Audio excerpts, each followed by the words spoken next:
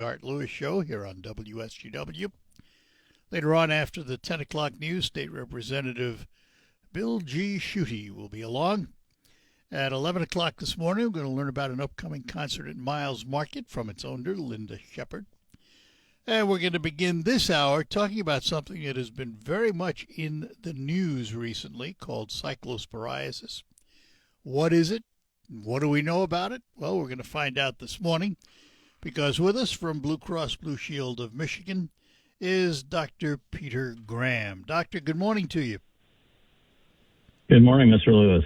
Thanks for being with us today, and call me Art, please. Will do. Let's start with, we hear the word cyclosporiasis, one of those big medical words that creates panic in everybody. What is cyclosporiasis and how serious is it? Yeah, that's a great question. If you really want to get people off into the scientific weeds, it's Cyclospora cayetanensis is the organism that causes it, but you can impress people at barbecues knowing that one.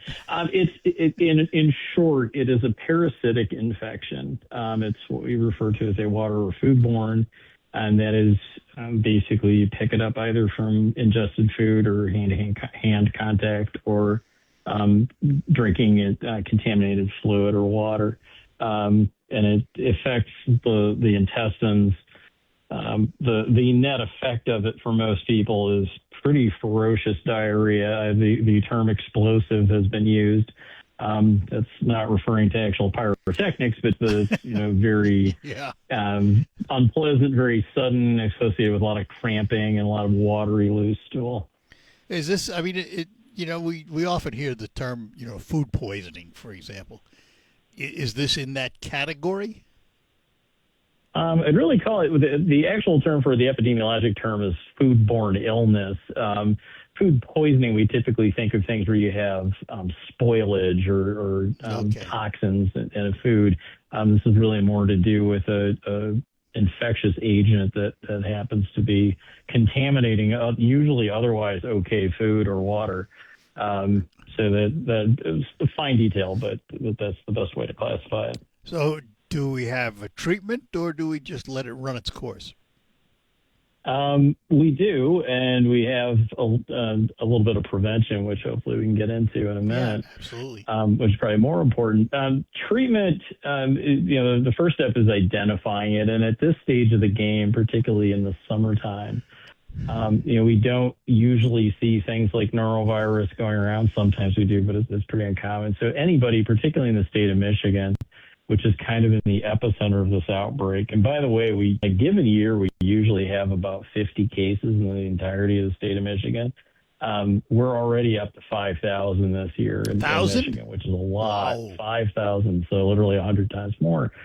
So identifying is the first step in treating it. And if you have sudden onset of really significant diarrhea, cramps, sometimes abdominal pain with it, pretty good chance that's what it is. And this is a good reason to get in touch with your primary physician. I would call them rather than show up, because depending on the practice, they may have different ways they want to approach this. But there's a specific diagnostic test for this. There are a couple different versions of it, or some, depending on the symptoms, we'll just treat empirically. It can be treated with antibiotics, which is the good news. Cyclosporiasis or Cyclospora responds pretty well to Bactrim, which is an antibiotic that's been around for a long time. Typically use it to treat urinary tract infections, usually really well tolerated. Even without antibiotics, you can do what we call supportive care, and most healthy people, it'll clear up on its own, but it's a long stretch. It's going to be a good 4 or 5 weeks. And during that 4 to 5 weeks, while you're suffering through it, you're also potentially, spreading the parasite around a little bit more. So worth, giving a call to your primary doc and getting it treated. And just so everybody knows, and I think it's been in the news, though, how do you contract it? Is it people to people, or does it have to come foodborne? Yeah, great question. It is not people to people. So that's kind of the first thing to scratch off the worry list. This is really about contaminated food, or food that's carrying the parasite. And we typically see this in kind of a cycle where people who carry it aren't necessarily great about hand hygiene or have some of the reason they're carrying it on their hands tend to contaminate food, or sometimes we see, in some parts of the world, human waste ends up mixed in with irrigation with food crops. It's particularly problematic with fruits and vegetables, which is too bad because we want people eating lots of fresh fruits and vegetables, and especially this time of year. That we typically see it as a contaminant in produce. So let's talk then about how we prevent it, because you hear the news stories, this lettuce, that lettuce. There was a story about the Taylor Farms and Mexican production, and now there's a story about false positive. And, what I've heard people say is, well, I'm just not going to go to any fast food restaurants for a while, or something like that.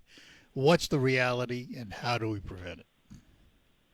Yeah, that's a great question. What I'd start with is, don't completely give up eating fruits and vegetables. Really, we need to doing that for a lot of reasons. And you're going to be hard pressed finding a doctor who's going to tell you to eat more fast food, but avoiding it probably not a bad idea.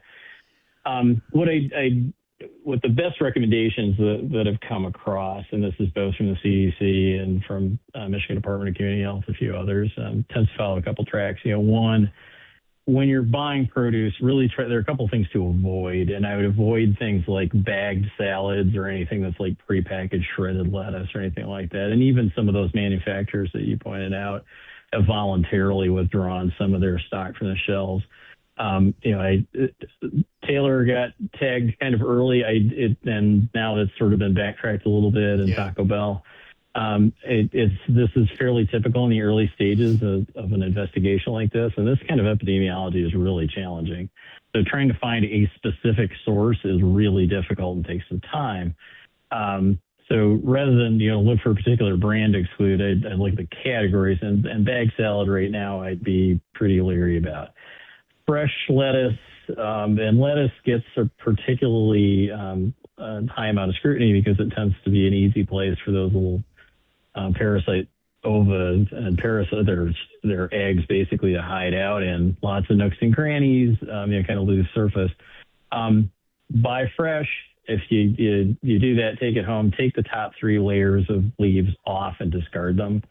Wash what's left really well with just cool water that's usually sufficient, and wash your hands really well. And a lot of things like this come back to wash your hands. Yeah, I hear you saying wash that. them often. Yeah. Let me ask though. We talk about lettuce. I mean, that's a huge category. We're talking about iceberg lettuce, and particularly when we say remove the top 3 layers of leaves. We're talking about romaine. What kind of lettuce are we talking about, or is it all lettuce?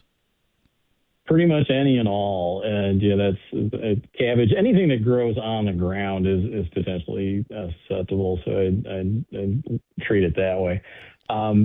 Other vegetables are potentially cooked, and the out with this with things like broccoli or Brussels sprouts or anything that you like cooked. If you get it up to, the official is 158 degrees, but 160 is a lot easier for most people to remember. Right. If the cooking temp gets up to 160 Fahrenheit, that effectively kills the ova and parasites. So if you cook your vegetables, you don't really have to worry about it. So if you're somebody who happens to like roast Brussels sprouts or likes roasted broccoli or steamed or those kinds of things, this is a great time to do that because that effectively takes care of it. Even that's kind of a floating thing. By that I mean, the old standard was, well, it's got to reach 165 degrees used to be the number, So now, it depends what it is and all that stuff. Correct. It tends to be organism specific, but for Cyclospora, it's 158 degrees. You get above that, and you pretty reliably kill it for any period of time. So that's a good way to get around that. Fruits, another one that we don't want people to avoid, but scrub them carefully. So anything with a firm rind that you can kind of scrub the surface of, give it a good go over with just like a Scotch-Brite pad or a kitchen brush or something. It just gets most of the surface contaminants off. Which is interesting because you're not going to eat the rind. No, exactly. And but you're going to get it on your hands, right? Exactly. So going back to wash your hands. That's important. So what's the run of the illness? If I were to come down with cyclosporiasis, how long am I going to be suffering with it? Yeah, we kind of divide that into two branches: treated versus untreated. Treated, if it's identified relatively quickly and you get started on appropriate antibiotics, usually a few days, and it clears up pretty quickly. It responds well to antibiotics. It's an easy space to get them to. Untreated, 4 to 8 weeks, depending on the person. Yeah, which is a long time. Yeah, and if you think about that for a minute, not only is it miserable for anybody who's at, particularly like small children, frail elderly folks, anybody who's at risk from dehydration, that could get risky, and really don't want people drying out like that, particularly in the summer months where we're already struggling to stay hydrated. Well, 6 to 8 weeks, you'd spend a lot of time at or near bathrooms at all times. Exactly. Life is too short, right? Yeah. Alter your life a little bit. Yeah. Yeah. Is there a website where we can get a lot more information about this or keep up with it? The place I would. Thank you. Great call. I'd always point people back to My Blue Daily. That's all one word, mibluedaily.com. Good links to additional information, including some of the CDC material and prevention and avoidance. Let me just, while I got you on the line here, let me throw a curve here. Are there any other ailments out there that we're concerned about right now, or has this pretty well overshadowed everything else? This kind of overshadowed everything else until we suddenly started talking to people about respiratory avoidance too. That's where I was going. Pretty good dose of wildfire smoke, and it begins to feel a little apocalyptic at the moment. But hopefully, knock wood, we're going to see a little change in the weather the next few days. They'll clear out a bit, but that is front of mind for a lot of us, particularly in clinical spaces. It does put people at risk. Most of the folks at risk, though, are already at risk because of asthma or some other respiratory disease, I would think.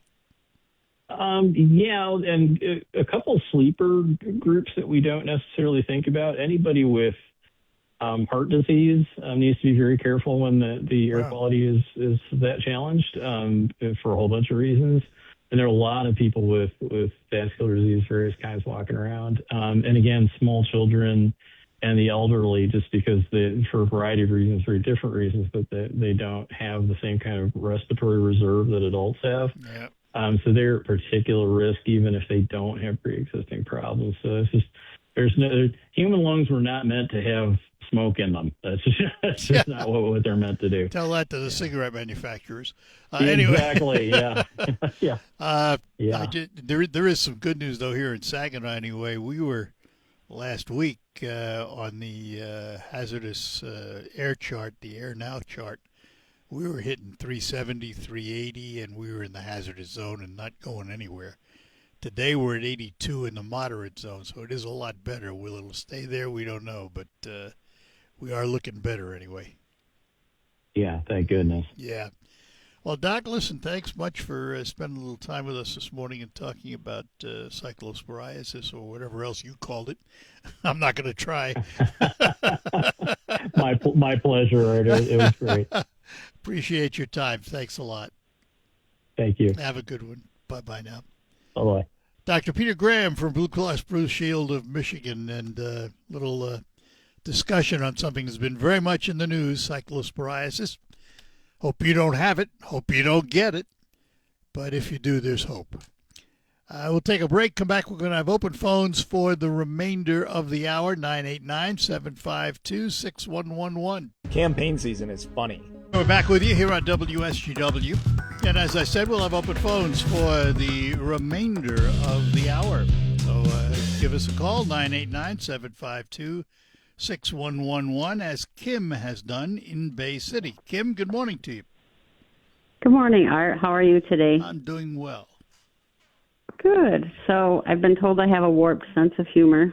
Oh, good. Welcome to my world. Had to call in this morning. Bottoms Down, that was the crappiest program you've ever had on Art Lewis. Which one was that? The cyclosporiasis. Oh, well, It was necessary. No, but crappy, you missed it. Oh, I It's got not it. funny I when you got have it. to Yes, thank explain you. it. That's an explosive joke. Yes. Okay. Have a great week. You too. Thanks, All right. Kim. Now I got it. Yep. Thanks. Okay. Bye. Because of the nature of it. Never mind. We're not going to we'll just move on from there. But that was good. That was funny.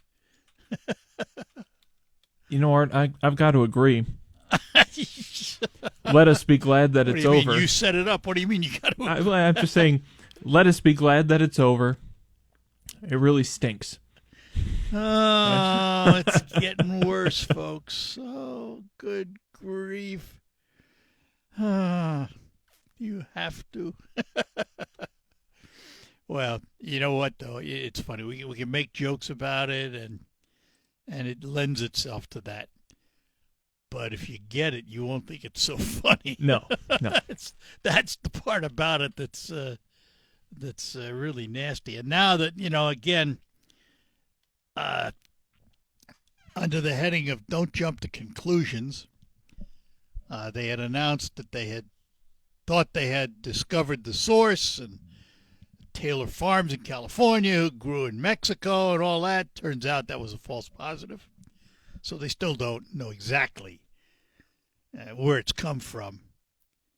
And that's, it just, you reach a point where you just start to ignore all the early reports. Oh, yeah, it could be this, could be that, could be the other thing. You wait, and finally, eventually they come up with whatever it was. Let's talk to Carl in Saginaw. Carl, good morning. Good morning, Art and Jonathan. Art, have you seen this story that the Pentagon right now is requesting $70 billion supplemental funding for their I guess they have to replace munitions and aircraft and the cost of the war in Iran. Because I remember when Trump first was running for office, you said, they were going to balance the budget. They were going to cut spending. And you look at what's going on in the White House. They are spending money like there's no tomorrow. So basically what you're saying is they're just like every other administration that's been along recently. And I agree with you. I shake my head at the inability of Congress and the administration to control spending. It's ridiculous anymore. And it doesn't matter which party's in power. They both do it. And, eventually somebody's going to have to pay that bill. Yes, exactly. You can't just keep spending money. And they're not even talking about any offsets for this $70 billion. In the past they would say, we're going to spend this, but we're going to cut that. Yeah, they're not talking about any cuts. I'd they're rather, not talking about any cuts at all. I'll tell you what. I'd rather they don't talk about them, because when they talk about them, they never do them anyway. I guess. So what do you think, Jonathan? It's going to be your generation paying he's these listening. bills. He might not be listening. He's in the newsroom. Okay, there we go. Now he's got I his have it on. headphones I just wasn't okay. Go ahead. paying attention.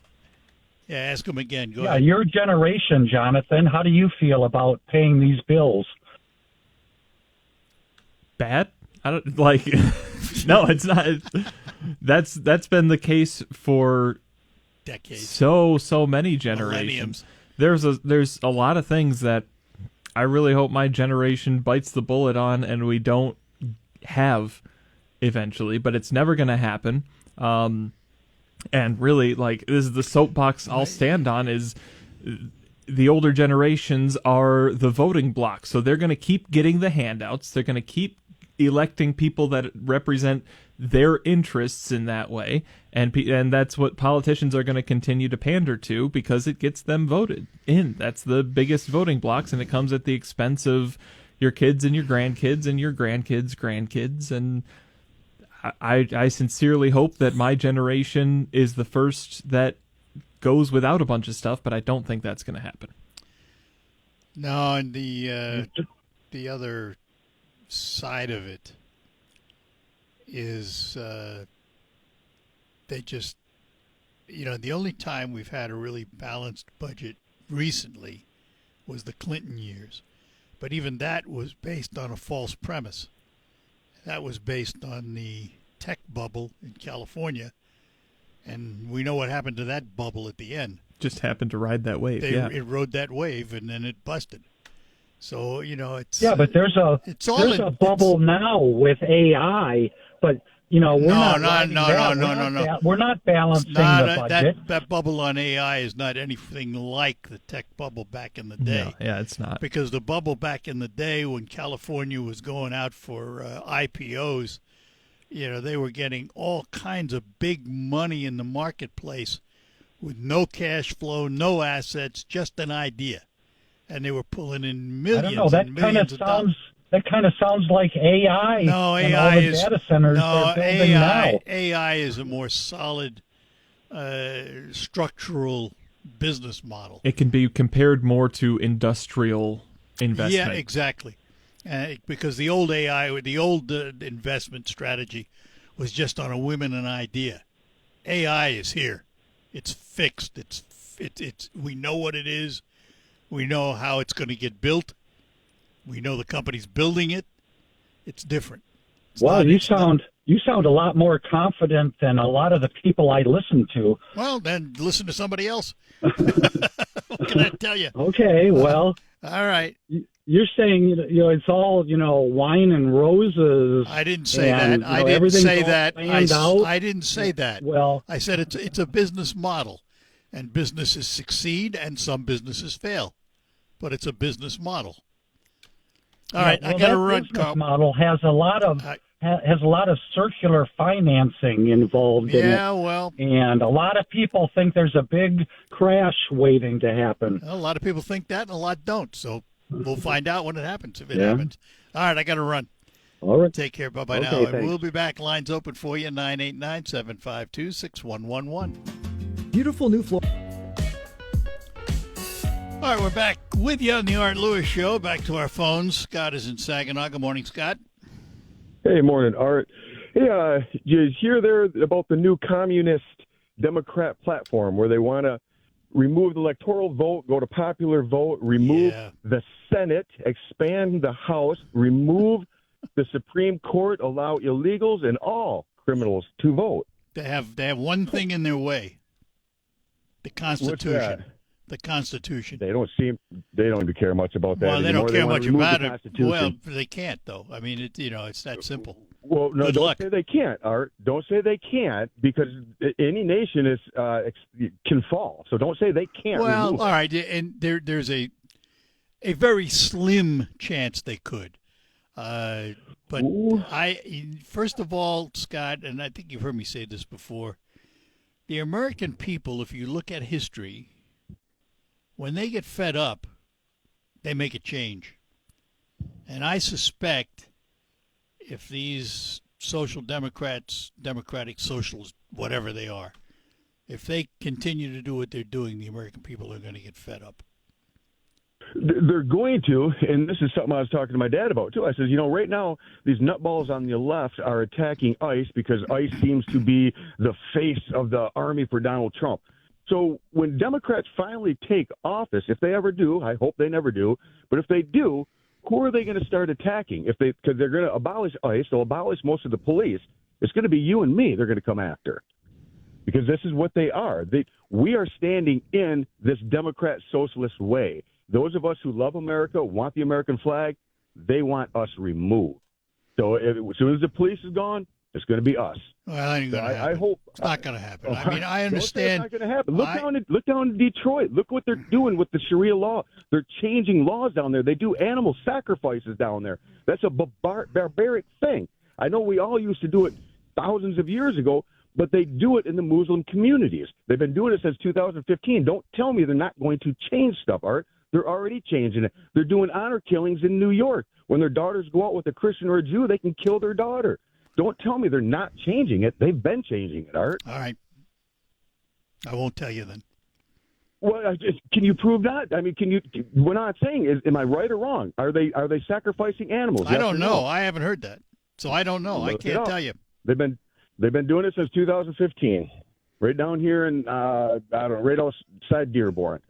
And then we do have, look it up, they had honor killings in New York where a guy, Sharia law, they impose it on his daughter, and he killed his daughter. A guy. Okay. So there are murders all the time. Are we a murdering society? I mean, a guy does it. Okay. Does that mean everybody's doing it?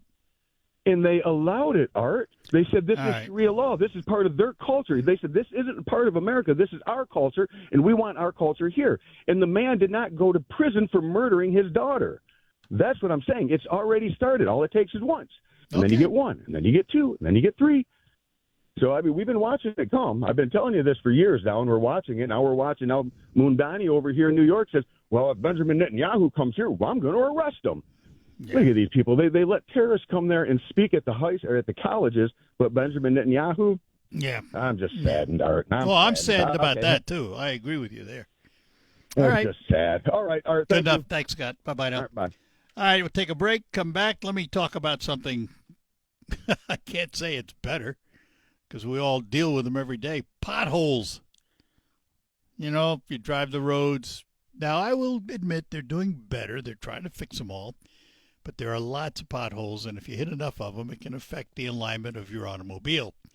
Our friends at Quick Lane Freeland are offering you a particular service you might want to take advantage of. It is a comprehensive, complimentary alignment check. I had them do it on my car the other day. They put it up on a rack. They attach these laser receivers to your wheels, and they have this laser device, and it reads your tires, camber, cast, toe, something other angle too. And it shows you on a screen in red, green, yellow, all that, what's out and what's in. I got really lucky because my car was perfect. Everything right in the middle, all green. But it only took about 15 minutes. And they will give you a printout if you'd like to show you exactly how your alignment has been affected. The other thing is alignment can affect lots of things. Let's listen to John from Quick Lane Freeland tell you about it. If your vehicle's wheels are aligned correctly, it will not pull to the left or to the right when driving. It also prevents improper tread wear, so your tires last longer. A wheel alignment should be checked often because normal steering wear and tear can cause your alignment to go out in addition to potholes and railroad crossings. A correct alignment also reduces rolling resistance on your tires for better fuel mileage. And, of course, better safety. And if you need tires, by the way, don't forget Quick Lane Freeland offers all their new tires at just $5 over cost, and they carry a wide assortment of tires, and what they don't have, they can get for you. Quick Lane Freeland, part of the McDonald Ford complex. Stop in. Visit them today. Most of us are one good...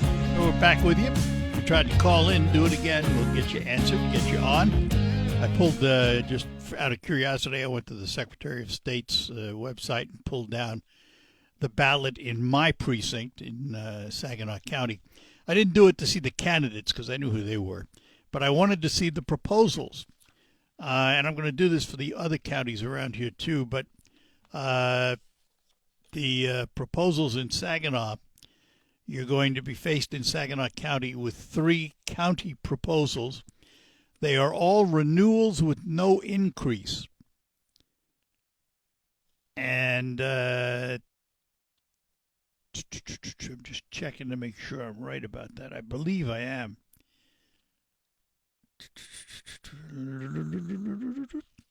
The Sheriff's Department has the Sheriff's Services millage renewal that provides, of course, money to operate the jail facility, the mandated services of the Sheriff's Department. And again, that is a renewal without increase. The Castle Museum of Saginaw County, again, a renewal without an increase, and it's a 10-year proposal.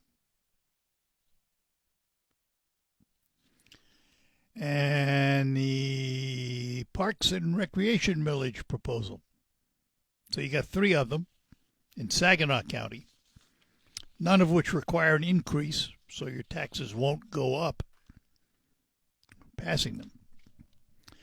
And let's talk to Gene in Bay City. Gene, good morning. Good morning. The money has already been appropriated for body cameras for ICE. How do you feel about that? Do you think they should all be wearing cameras? Yep. Same Thank way you. police are doing it now. Absolutely. Should have been Thank from the you. beginning. Well, you know, it kind of breaks my heart. Now, these last 2 people that were shot, evidently they were the wrong people that they were actually going after, and they were actually pretty innocent people. They were not the targets, yeah. It kind of breaks my heart that Trump doesn't seem to have any feelings for any of these people that are shot by mistake. I think that's a pretty sad thing. I'd like to talk about Canada. You know, Canada, since the beginning of both of our countries, we've all been great friends. And Trump saying hateful things about Canada bothers me. We have a terrible housing shortage right now. People can't seem to hardly find a house to buy, and they can't afford to buy it. Canada was selling us because they have all these huge forests there. They were selling us lumber really at dirt cheap prices comparatively. And there's a lot of good about tariffs, but I think, you know, when you're talking about China and Russia and some of these countries, I think tariffs are a very good thing. But for Canada, when our housing industry needs lumber, to put tariffs on lumber coming from Canada is a big mistake. The more cheap lumber we have coming in, that provides more jobs for the building industry and more employment. Plus, it lowers the price of houses, and if they can lower the price of houses, they can build more. Well, let me like explain something. The cost of building a house went up before the tariffs on Canadian lumber went up. It's been ridiculous. It doesn't help. All right. You know, it's a good thing to try to help our lumber industry, but you have to look at all the different consequences. It isn't that simple. I mean, if we had cheaper lumber, well, if we had cheaper everything would be cheaper, but we don't.